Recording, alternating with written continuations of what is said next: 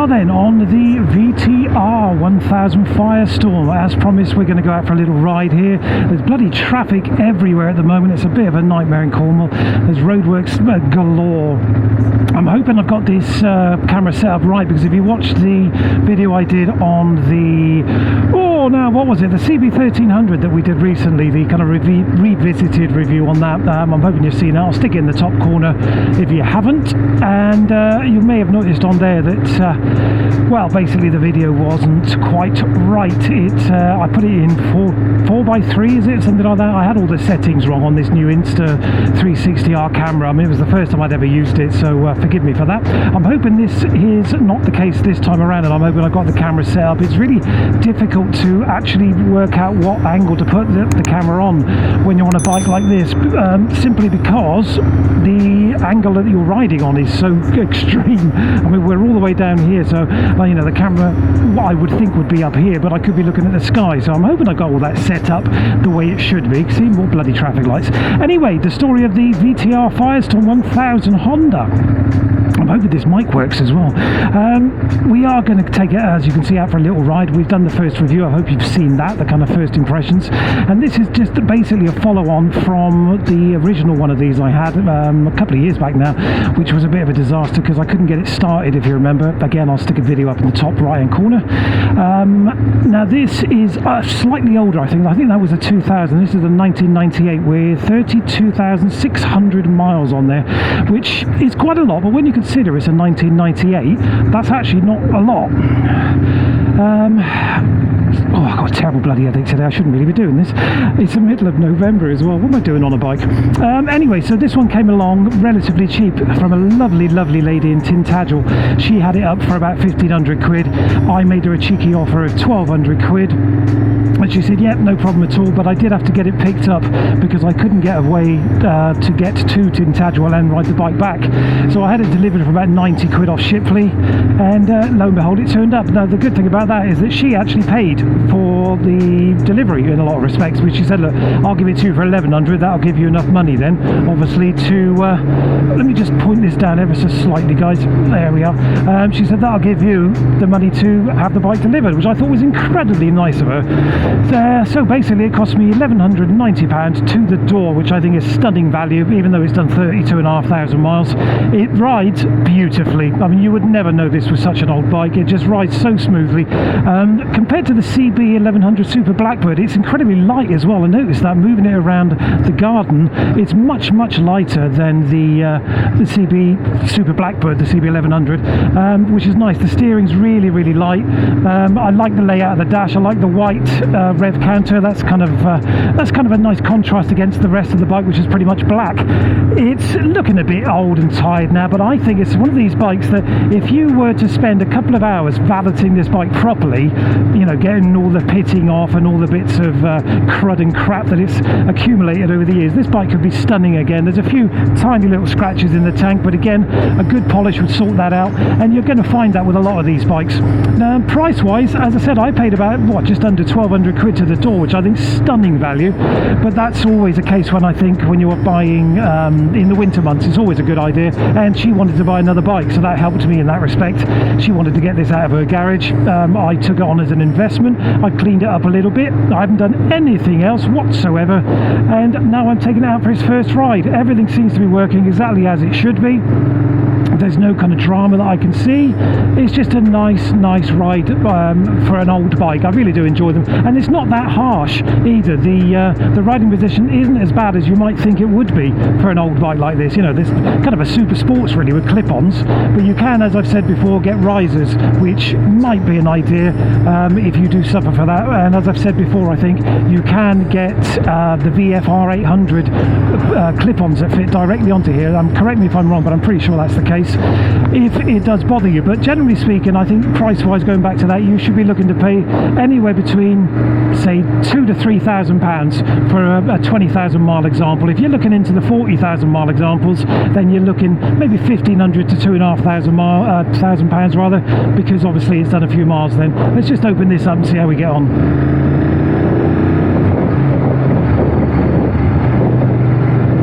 Just turns in beautifully.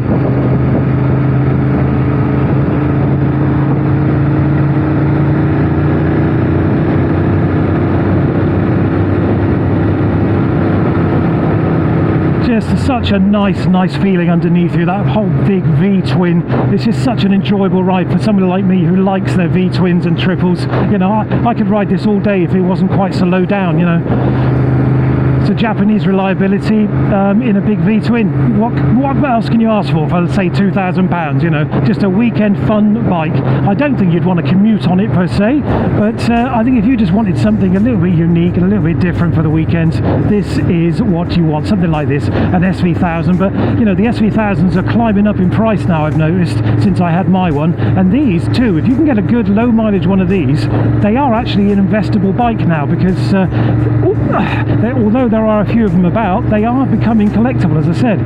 That's the general feeling anyway when it comes to, you know, when you ask people in the know, they're saying, yeah, if you want a cheap investable bike, get yourself a VTR, get yourself an SV1000, the TL Suzuki 1000 as well. They're really going up in price. Never tried one, wouldn't mind having a go. But this, yeah, I think for say £2,000, there's not much more to say, is there really?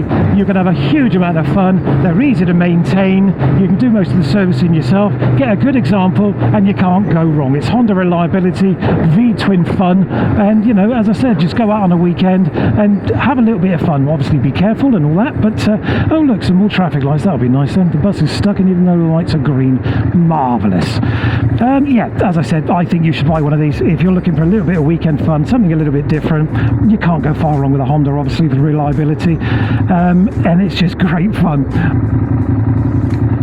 Finally managed to get through those bloody lights. I was sat there for about 10 minutes, so hence why I've had to cut back in again. I'm sure you didn't want to listen to me waffling on for 10 minutes, but this is one of those villages that St Clear, I don't know if you know Cornwall at all, but you'll know it's always a bit of a nightmare coming through here. I'm not quite sure why. I think it's one of those little haunted villages.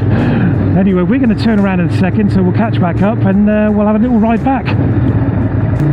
As I said, we'll head back now, because this was only going to be a little kind of a test ride really, to show you guys what it's like riding one of these from a rider's position. Because you know, I did a lot of videos when I first started up the channel, and people always said to me, you know, why don't you ride the bike? It was such a nice review, but you didn't ride the bike. So I did invest in an Akasa V50 Pro, as I'm sure you know, and then I super invested in this Insta360, which if you know anything about these cameras, they're not bloody cheap. And I think the whole thing cost me, because I bought the twin pack, it was around about 300 quid, which isn't cheap. The one thing you will notice, or one of the things you will notice on these bikes, is the kind of almost agricultural feel to them.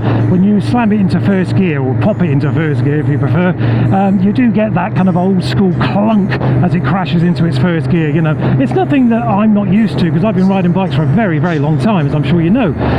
So for me it's okay, but I think if you were coming off a modern Japanese inline 4 or something like that, and you suddenly put this bike into first gear, you might be shocked at how it just kind of goes crunch into first gear. You know, I remember when I was a kid and I had my first V-twin, I thought to myself, Jesus Christ, what have I bought here? This thing's hanging. But it's not, it's just the way they are. You know, that's the character of these bikes, I think. You know, as I said, the TL1000, the SV1000, the VTR1000, they're just good, you know, honest, old school bikes. You know, very muscular, very manly in that respect. Although saying that, and I won't be sexist, saying that, I did buy this of a young lady, didn't I? So just goes to show it's not all about manliness when it comes to riding a bike, is it?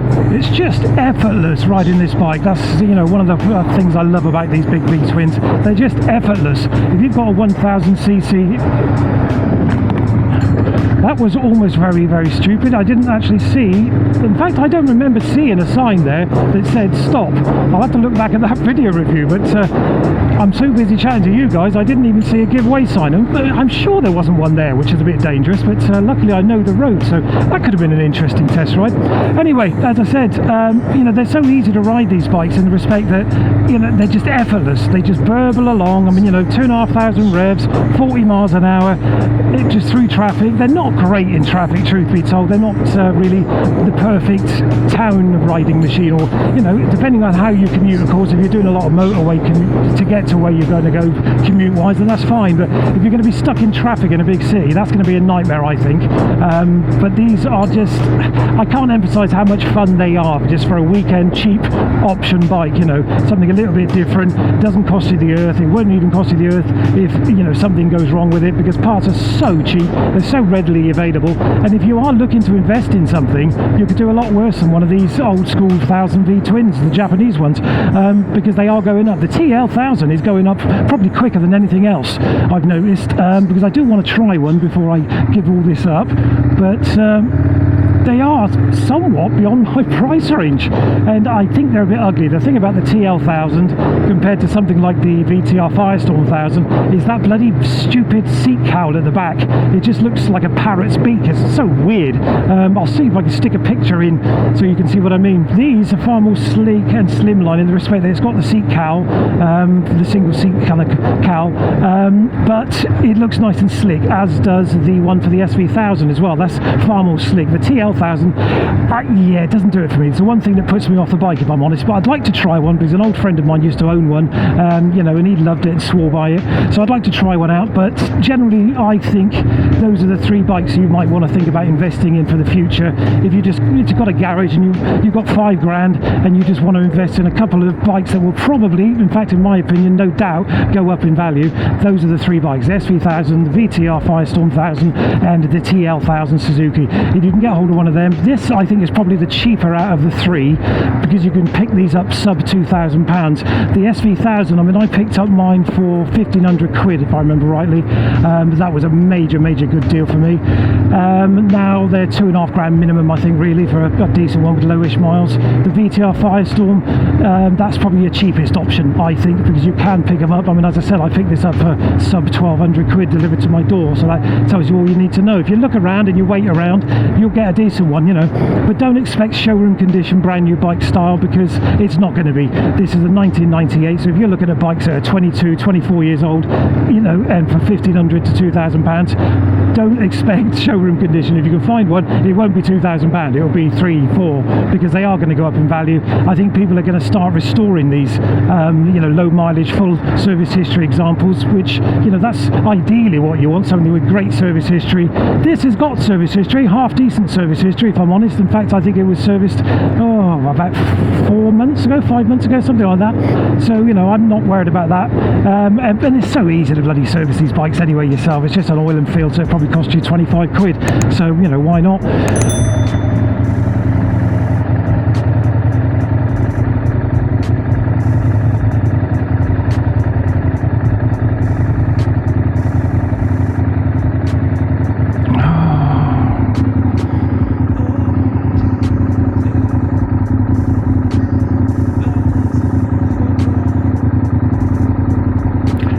Guys, I might actually, when we get back to the house, take these baffles out and give it a little burble without the baffles, because you know what it sounds like from the first video. But if I've got time, right at the end of this video, stay tuned, I might just take the baffles out and see what it sounds like in that respect, because I think it's going to be bloody ludicrous, because it is so thundery loud, this bike, with the baffles in. So I think if we take the baffles out, it's going to be bloody ridiculous. And nice to see that bus didn't jump the red light then, not much. Got to be so bloody careful around here.